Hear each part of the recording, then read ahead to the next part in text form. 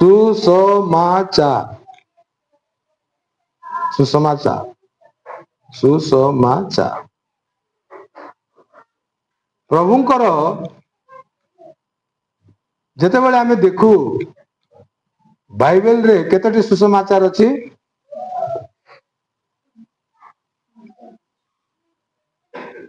5ଟି ସୁସମାଚାର ଅଛି। Matthew, mark, ଲୁକ, John, ପ୍ରେରିତ। 5ଟା ସୁସମାଚାର ଅଛି। ଆଉ এই 5ଟା ସୁସମାଚାର ଐତିହାସିକ।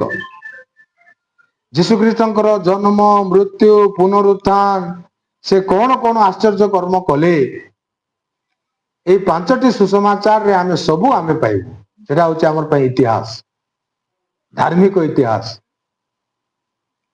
କିନ୍ତୁ 4ଟା ସୁସମାଚାର ଗଣ, 4ଟା ସୁସମାଚାର ବିତି ଯାଇଛି। ପ୍ରଥମ ସୁସମାଚାର ହେଲା ଯୀଶୁଖ୍ରୀଷ୍ଟଙ୍କର ଜନ୍ମ।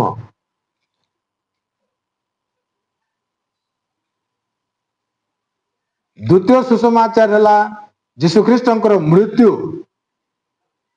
ସେଟା ବି ଆମର ପାଇଁ ସୁସମାଚାର। ତୃତୀୟ ସୁସମାଚାର ହେଲା ଯୀଶୁଖ୍ରୀଷ୍ଟଙ୍କର ପୁନରୁତ୍ଥାନ।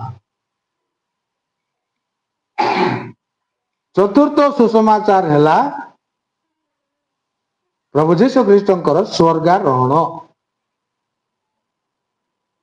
ପ୍ରିୟ ଭାଇ ଏବଂ ଭଉଣୀମାନେ, 4ଟା ସୁସମାଚାର ସମାପ୍ତ ହେଇଯାଇଛି। କେବଳ ଗୋଟେ ସୁସମାଚାର ବାକି ଅଛି, ଯୀଶୁଖ୍ରୀଷ୍ଟଙ୍କର ପୁନରାଗମନ, ରିଟର୍ନ ଅଫ କ୍ରାଇଷ୍ଟ। ସେ ପୁନର୍ବାର ସେ ଆସିବେ। ଆଜି ଆମର ଚର୍ଚ୍ଚ ସାରା ପୃଥିବୀରେ 5ଟି ସୁସମାଚାରର ଅପେକ୍ଷାରେ ଅଛି। ପ୍ରଭୁ କେବେ ଆସିବେ?